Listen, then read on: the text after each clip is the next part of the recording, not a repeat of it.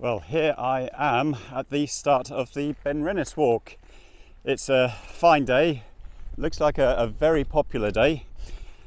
It's going to take about 1.5 hours to get up, maybe 1.25 hours, and then it will take about 45 minutes to get back down again, plus whatever time I spend doing some drone footage as well. Ben Rinnes is at an altitude of 840 metres, but considering the car park is at an altitude of 310 metres, you only have 530 metres of ascent to get to the summit. Initially, the route follows a track which zigzags to a good viewing location above the valley which the road cuts through. At this point, the summit of Ben Rinnes is hidden away from pedestrians, but you don't have to follow the track too much further before the summit actually reveals itself for the first time on this walk.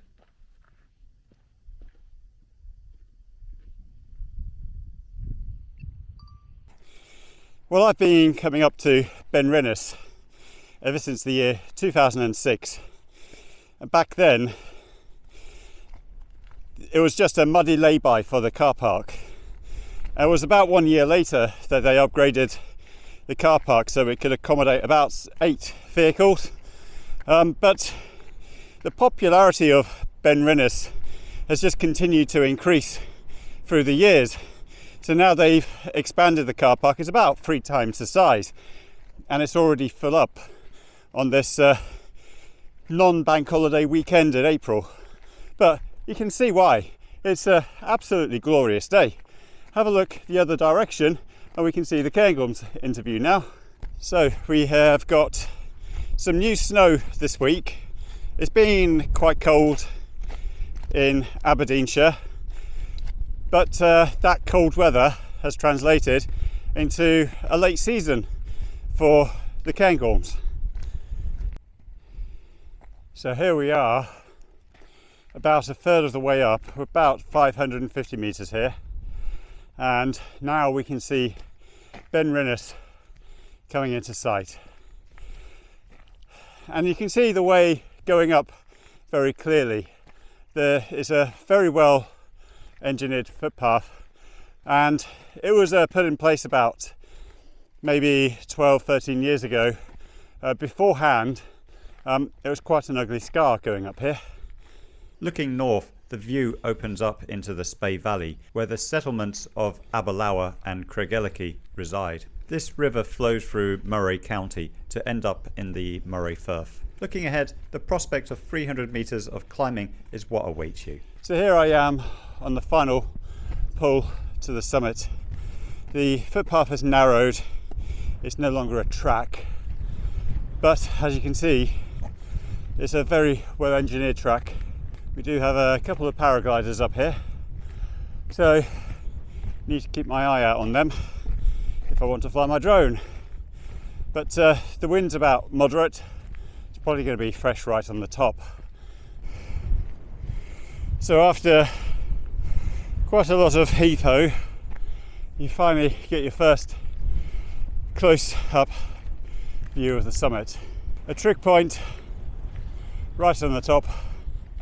There's also a direction finder to the nearby distilleries as well. Very close. Way off in the distance we've got the Caithness Hills, including the summit of Morven. And over here there's a bit of snow on the crest of one of those mountains. I've got a feeling that could well be Ben Hope or Ben Cabrach. So it's quite a magnificent view from the summit on a day like today. Nearly at the summit.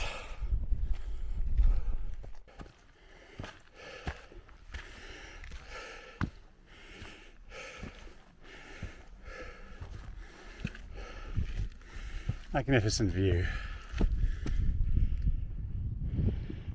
So here we are, and let's just have a look at this. Here you can see where the local hills are and also where the nearby distilleries are. So we got Cabrach. Oh no, it's not where the distilleries are. Dufton, it's the local towns. Very nice.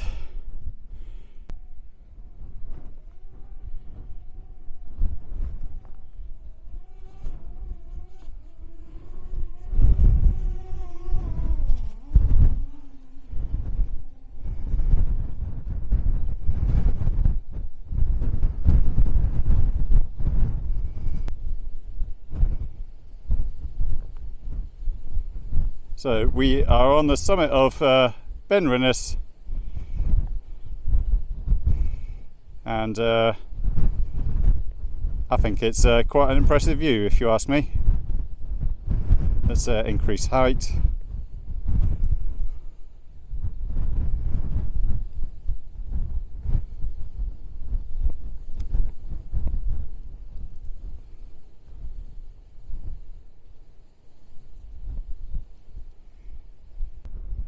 Look at those mountains, they're amazing.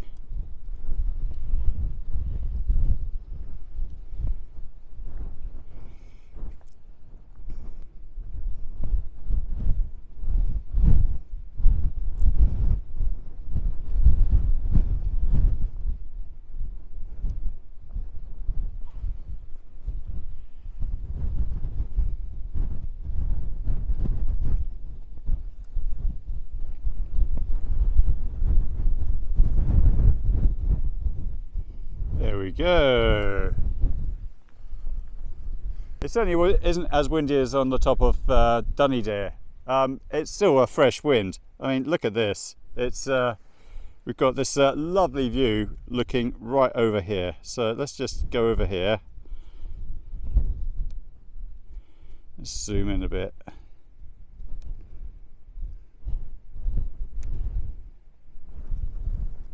Of all the times that I've been up on this summit, I never have been able to make out the summit of Ben Hope, the most northerly Moray in Scotland. But there it was, covered in snow, and the line of sight visibility was about 85 miles to the summit of Ben Hope. Unfortunately, I didn't have my big camera to zoom in on the summit of Ben Hope, and the zoom function on my drone isn't as good as what you can get with a big camera lens. So now it was time to head back down the footpath to the car park, and the view coming down the footpath from Ben Rinnes will take in the Conville Hills, which partially obscure the town of Dufton. But you can see a glimpse of Dufton in between the two Conville hilltops.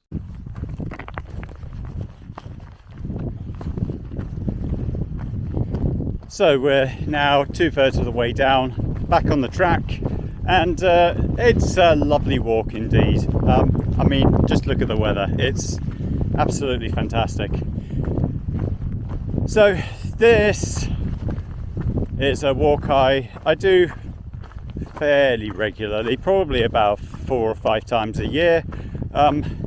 If I'm just having a short day in the weekend, then this is one of my regular choices for such a day.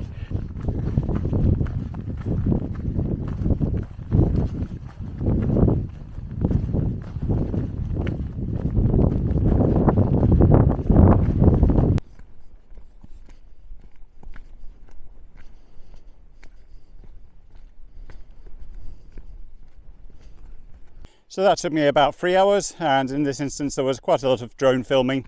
That's not something I ordinarily do. Without the drone filming, it would probably take about 2 hours 15 minutes. So that's it for this video, and I'd like to thank you all for watching, and I'll talk to you again very soon.